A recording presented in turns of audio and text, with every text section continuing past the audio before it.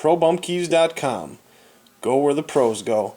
Today we got a slight tutorial here on troubleshooting. If you're having issues getting your locks to bump properly, we're going to use a master M1 bump key, for example, and some master padlocks. This, I should say, also applies to most any other lock sets if you're having difficulties properly bumping. If you'll notice, when I insert this key, there's a lot of left to right motion and front to back motion.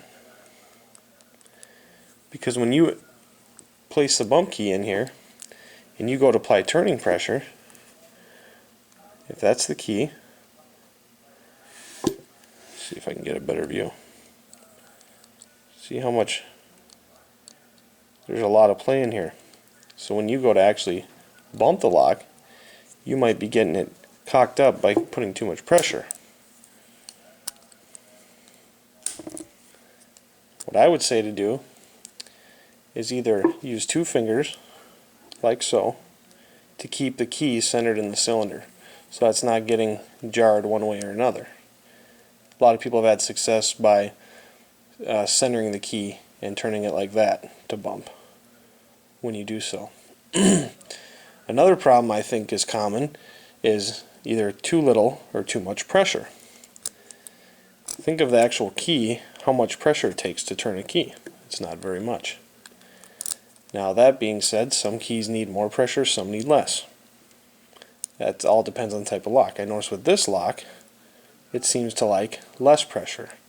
If I give it a lot of pressure, one, I think that the key gets jarred this way, and two, it doesn't like to bump. So if I go lighter on the pressure, let's try a little less here. There you go. The lock opens. If we use this is another type of master lock. These are ones I just keep around the shop. This one, I think, likes more pressure. And it's even more obvious on this one how much play there is. Push the key in, pull it out one notch. But look how much front to back, left to right. This one's got even more. So like I said, some people want to use the key and go like this when you're bumping. Helps them center it. So they're not over here, they're not over there, they're not down, they're not up. Keeps it nice and centered in the cylinder where it sets naturally. Or when I do it with one finger, I'll apply pressure like this, which kinks it, but then I'll just knock it back a little bit to recenter it. So when I first press it, it's way over there, and I'll bring it back to a position like so. So now, like I said, this one seems to like more pressure, so we'll try light pressure on this one first. Just giving it light pressure. If I give it a little more pressure, it'll open right up. Also, I should note the direction you're hitting your key and turning your key. Most keys are going to unlock when you're looking at a key like that. I'll grab this other one. Better view. That's the keyway. This part right here where the key goes in. Sometimes on a lock set they're installed upside down because someone didn't know what they were doing, or they were in a hurry or whatnot. Most keyways, this is a probably way to view a keyway. This is the way the key would go in it. It's usually going to be teeth side up. So once you put it into the key, pull out one notch. Your striking angle of your bumping device, bump hammer, you often see me use a screwdriver handle, is going to matter also. Sometimes you're going to want to hit it straight on, right in the horizon.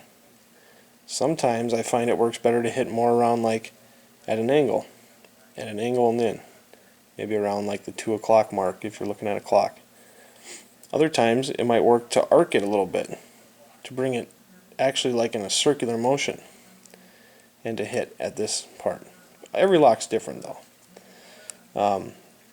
Another thing, if you're using a screwdriver, is how you're holding your screwdriver.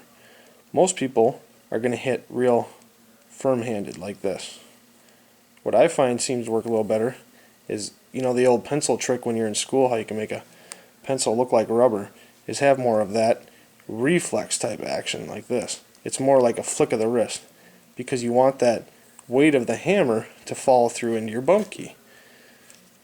So I know a lot of people are hitting them, you know, dead on, like they're hammering a hammer, but maybe it should be renamed, because the hammer is kind of misleading. You want it to be more of a flick of the, you know, you want it more in the wrist than actual through the hammer. It's the whole idea behind the motion is transferred from your hammer to the key, from the key to the pins. The upper pins will separate, catches the shear line, and enables lock to turn. Alright, thanks. ProBumpKeys.com.